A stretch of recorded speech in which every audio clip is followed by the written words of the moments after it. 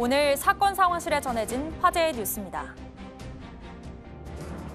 이재용 삼성전자 부회장이 두 번째 구속 수감 위기에서 벗어났습니다. 법원은 오늘 새벽 이 부회장 등 3명에 대한 구속영장을 기각했습니다. 전날 영장 심사를 마치고 서울구치소에서 기다리고 있던 이 부회장은 영장이 기각된 뒤 바로 귀가했는데요.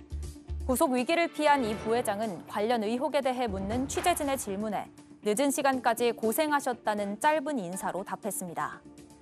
법원은 피의자들을 구속할 필요성은 인정되지 않는다고 기각 사유를 밝혔으며 피의자들의 책임 유무와 그 정도에 대해서는 재판 과정에서 심리를 거쳐 결정하는 것이 타당하다고 설명했습니다.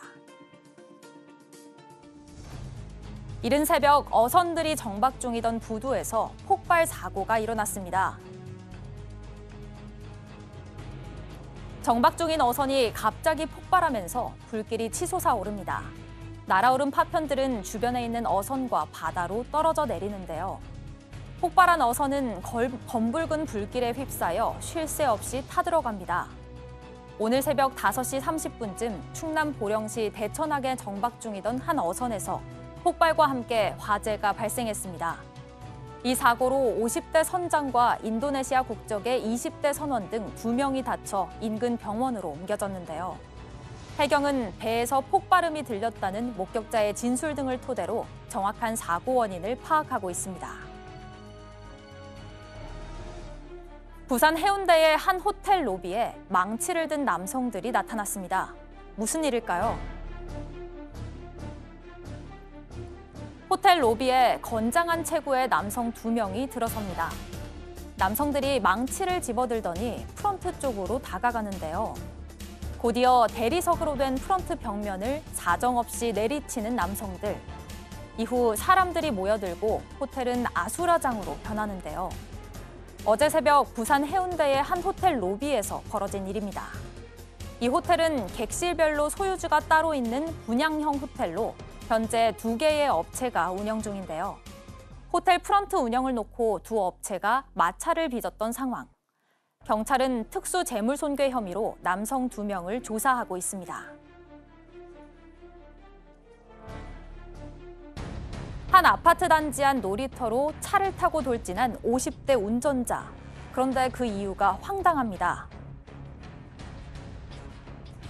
순찰차가 다급하게 아파트 단지로 들어갑니다. 도착한 장소에는 차량 한 대가 시소에 걸린 채 서 있는데요. 그제 오후 3시 40분쯤 경기도 광주의 한 아파트 단지 안 놀이터로 차가 돌진했습니다. 이 사고로 어린이 2명과 주민 등 3명이 다쳐 병원으로 옮겨졌지만 큰 부상은 아닌 것으로 전해졌습니다. 경찰에 붙잡힌 50대 운전자는 아이들이 마스크를 쓰지 않고 광주시를 오염시키려고 했다며 횡설수설했는데요. 경찰은 특수상해 혐의로 운전자에 대해 구속영장을 신청했습니다. 저는 이 소식 보고 깜짝 놀랐습니다. 경기도에 있는 한 아파트 단지에 차 한 대가 놀이터에 연이어서 돌진을 했습니다. 아이들이 다쳤는데요.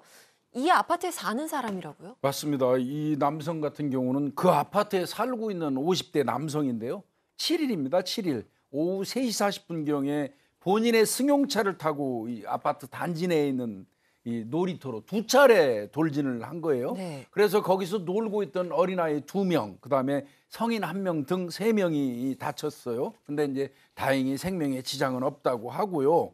뭐 놀이시설 뭐 당연히 파손됐겠고 거기에 세워져 있던 자전거도 뭐 한 2대 정도가 파손이 됐다고 하는데 조금 전에 말씀하신 것처럼 무슨 마스크를 안 써가지고 자신이 그런 행위를 했다 뭐 이렇게 얘기를 하는 모양인데 일단은 뭐 현장에서 현행범으로 경찰에 의해서 체포가 됐고 음주운전은 아닌 걸로 밝혀졌어요.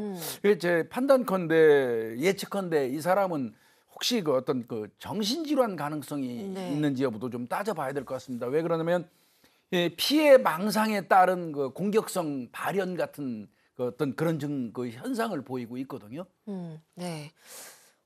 조사를 좀 더 추가적으로 경찰이 해야겠습니다. 자, 그리고 이재용 삼성전자 부회장의 구속영장이 오늘 새벽에 법원에서 기각이 됐습니다.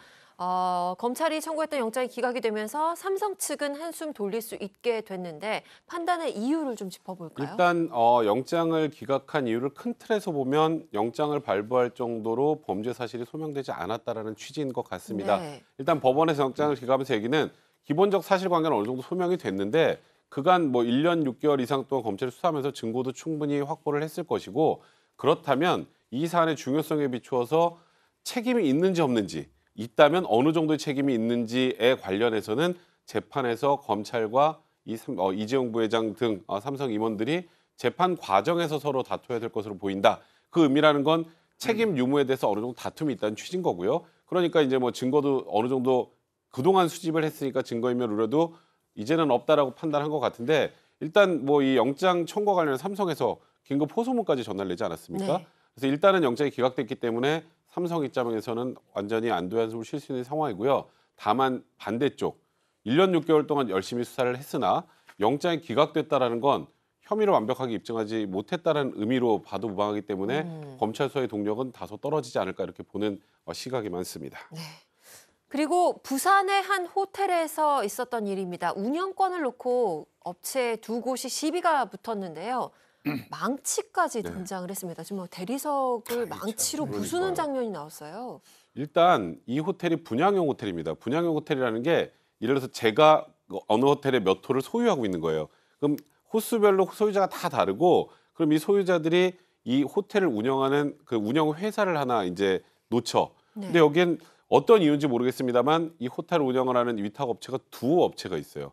보통 한 업체가 하는데 네. 그러다 보니까 이 두 업체 간에 문제가 있어서 소송전도 벌어지고 했었다고 합니다. 근데 법원에서 양쪽 다 이 용역업체들과 이 호텔 운영할 수 있다라고 판단을 한 상황인데 그러다 보니까 굉장히 많이 마찰이 있었던 것 같습니다. 지금 저 영상은 기존의 운영사가 신규 운영사의 호텔 프런트 운영을 놓고 마찰을 빚어서 저렇게 와서 뭐 망치로 지금 대리석을 부수는 등 이런 행동을 한 것으로 지금 보입니다. 네.